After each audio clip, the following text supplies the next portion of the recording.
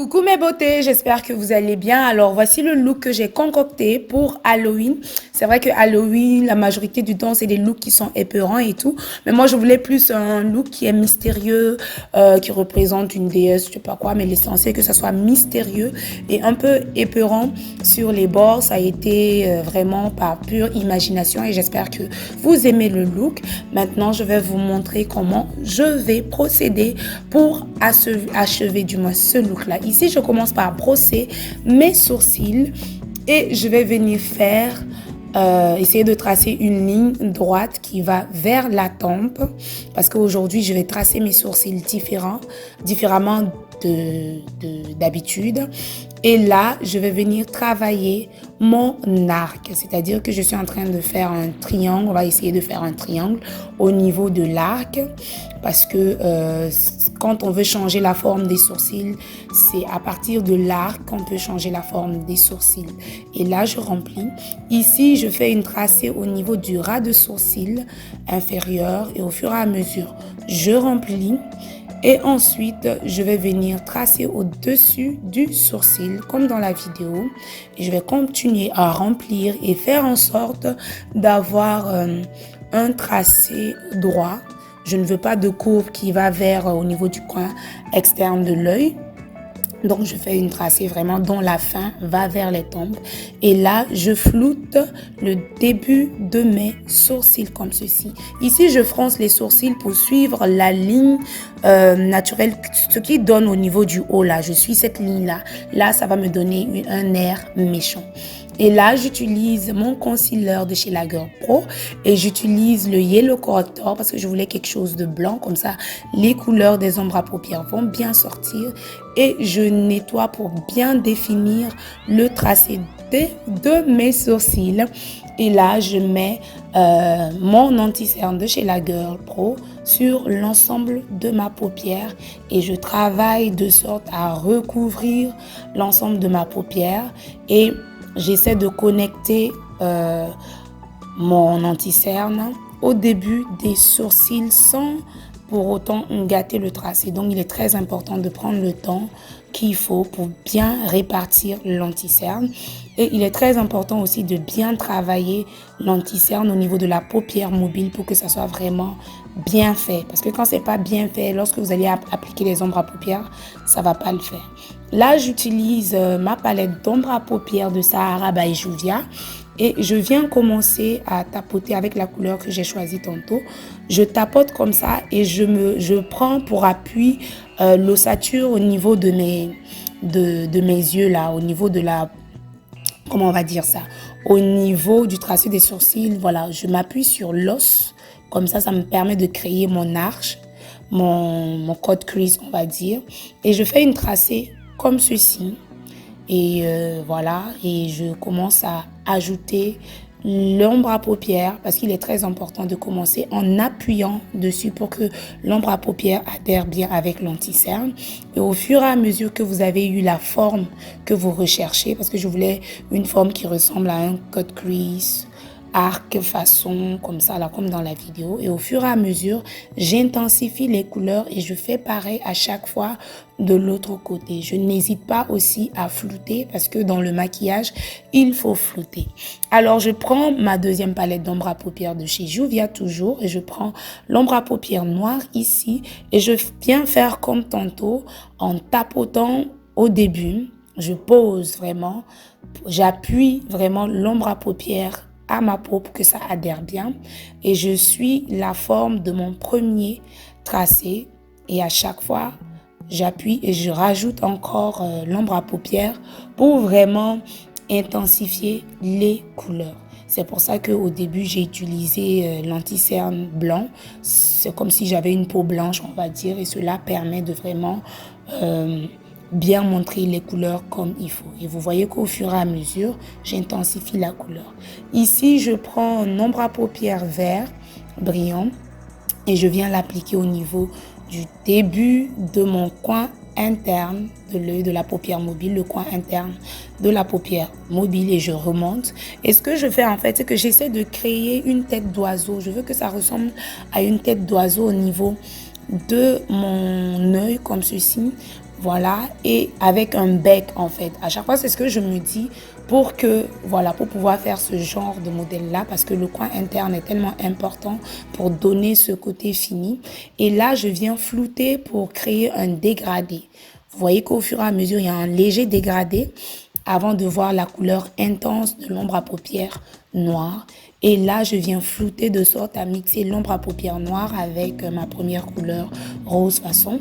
Et là, je prends mon ombre à paupières toujours pailletée dans un ton un peu violacé comme ça et je viens l'appliquer au niveau de mes sourcils comme ça. D'habitude, on met l'illuminateur, mais là, j'ai mis une autre couleur parce que c'est Halloween. Je prends une autre couleur aussi, un peu encore violet. Et je viens faire pareil de l'autre côté. Je n'hésite pas à regarder pour être sûr que tout va bien. Là, j'enlève mon scotch. Voilà, je ne vous ai pas parlé du scotch, mais il est très important de mettre le scotch parce que ça donne un fini plus net. Ici, j'applique mon anti-cerne de chez la Girl Pro qui m'a servi de base. Comme ça va permettre aux ombres à paupières de bien adhérer. Et je viens appliquer l'ombre à paupières bleue de tantôt au niveau du ras de cils inférieur en veillant à ce que ça ait une forme. Et là, je viens appliquer mon ombre à paupières noire et je floute pour connecter l'ombre à paupières noire avec l'ombre à paupières bleu pailletée. Là, je prends un ombre à paupières qui est un peu blanc et je vais mettre au niveau de la muqueuse inférieure de mon œil. Cela va me permettre d'agrandir le regard. Et là, j'applique mon mascara tout simplement. Ça vient de chez Maybelline. De toute façon, tous les produits que je suis en train d'utiliser dans ce tutoriel, je vous les mettrai en barre d'infos. Et là, je me démaquille avec une lingette démaquillante de chez L'Oréal et tout. J'enlève tous les résidus d'ombre à paupières qui ont pu se transmettre sur ma peau. Et voilà, et je nettoie bien ma peau avant de venir appliquer les différents crèmes nourrissantes pour préparer la peau avant de commencer le maquillage du visage. Je vais vraiment partout. Ici, j'utilise comme base la base qui vient de chez Elève qui hydrate and balm. Je l'applique sur l'ensemble de mon visage et ensuite je fais un massage pour que les produits pénètrent bien à ma peau. Ensuite, j'utilise le Dew Me Up de chez NYX que j'applique en deuxième position et je vais faire pareil comme tout à l'heure et je vais masser pour que le produit adhère bien à ma peau. Il est très important, voire primordial de toujours hydrater et de préparer la peau avant de commencer à se maquiller. Cela fait que le maquillage tient beaucoup plus longtemps et protège votre peau en même temps. Là, j'applique mon illuminateur de chez Iconic London parce que je veux un côté lumineux à mon maquillage aujourd'hui. Donc, je la répartis sur l'ensemble de mon visage. Aujourd'hui, j'utilise mon fond de teint Can't Stop, Won't Stop de chez NYX et je l'applique avec un stippling brush de chez Real Technique et je l'applique sur l'ensemble de mon visage. Je prends le temps de bien répartir le fond de teint, c'est hyper méga important. Alors, je vais utiliser en guise d'anti-cerne mon stick de fond de teint de chez L'Oréal. Vous voyez que tout de suite, j'ai fait une erreur au niveau de mon œil. On va corriger ça tout à l'heure parce que ça arrive. Et je l'applique en forme de V comme ça. Ensuite, je le mets sur le menton, sur le front. Ensuite, je repasse mon anti-cerne de chez la Girl Pro tout à l'heure. Je repasse sur les mêmes endroits, sur le front aussi et sur l'arête du nez, sur le menton comme dans la vidéo. Et ensuite, avec mon Beauty Blender toujours mouillé et essoré, je viens faire des mouvements de tapotement pour répartir les produits et que, en fin de compte, l'application du fond de teint et de l'anti-cerne est un fini homogène parce qu'on ne veut pas de démarcation et autres. Donc, prenez le temps de bien répartir le fond de teint. Ici, je viens travailler le front tout doucement en faisant attention à ne pas trop toucher mon tracé de sourcil. Et ici, avec mon doigt, tout simplement, je viens répartir mon anti-cerne au niveau du nez afin que ça soit le plus droit possible et que ça donne aussi l'illusion d'un nez fin. Là, j'utilise ma poudre compacte de chez MAC qui est le NW58 qui est plus foncé et je me contourne comme dans la vidéo avec et j'en mets aussi au niveau de l'arc de Cupidon et avec le même Beauty Blender je viens tapoter comme toujours et là avec l'ombre à paupières noire je viens mieux définir les contours Ici, j'utilise ma peau translucide de chez Ben Naya et je l'applique comme ceci en veillant à ce qu'au niveau du nez, que ça soit à former une ligne droite, quoi. J'applique comme ceci et là, je vais venir diviser ma mâchoire en deux comme ceci. Dans la vidéo, ça va bien augmenter le contour. Je fais pareil de l'autre côté, j'en mets sur le front, sur le menton. Et ensuite, avec mon Beauty Blender, je viens tapoter dans un premier temps. Et ensuite, excusez-moi, avec mon pinceau, je viens travailler tout le produit de sorte à avoir un fini homogène. Et là, je viens corriger les erreurs que j'ai faites tout à l'heure en réutilisant les mêmes produits pour que le fini soit vraiment bien fait. Et là, j'utilise l'ombre à paupières Burgundy et je le remets en dessous pour donner un air genre un dégradé. Et ici, j'applique mon eyeliner pour mieux définir le coin interne de mon œil. Vous voyez ce que ça donne.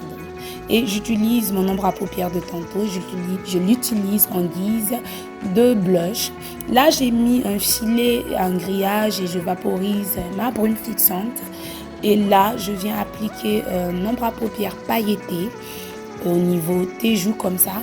Cela va donner à la peau comme si j'avais imité des écailles, quoi. Et là, je prends un autre ombre à paupières vert. Clair, vert foncé, je l'applique comme blush en fait. Et là, je prends un ombre à paupières bleu et je l'applique au niveau de la mâchoire et ça va définir un contour. Là, j'ai pris un autre pinceau pour mieux travailler. Vous voyez ce que ça donne. Ça fait, on a l'impression que c'est une écaille de poisson. Et là, je prends cette couleur verte et je l'applique au niveau du coin externe de l'œil ainsi que sur l'arête du nez en remontant et en divisant en même temps mes sourcils. J'applique un ombre à paupières pailleté au niveau de ma bouche comme ceci et j'utilise mon rouge à lèvres du jour qui est Midnight qui vient de chez NYX et je contourne dans un premier temps mes lèvres avec ce noir à lèvres. C'est un peu noir, violet, de toute façon, mais c'est pas noir comme ça. Ensuite, j'utilise une autre couleur de chez NYX aussi. Je viens l'appliquer au niveau du centre de ma bouche comme ça, en veillant à bien avoir une jolie forme de bouche aussi. Et là, je prends un ombre à paupières bleuté, pailleté. Je viens l'appliquer au niveau du milieu pour créer un dégradé au niveau de la bouche comme ceci. Et là, j'applique ma brume fixante. Et voici le look final. J'espère que la vidéo va vous plaire. Merci de m'encourager. Et voilà, au fur et à mesure, on va essayer de donner le meilleur de soi. Et tout, la narration n'est pas facile. Je sais que j'ai de la croûte à manger, mais je vais me perfectionner au fur et à mesure. À bientôt et bisous.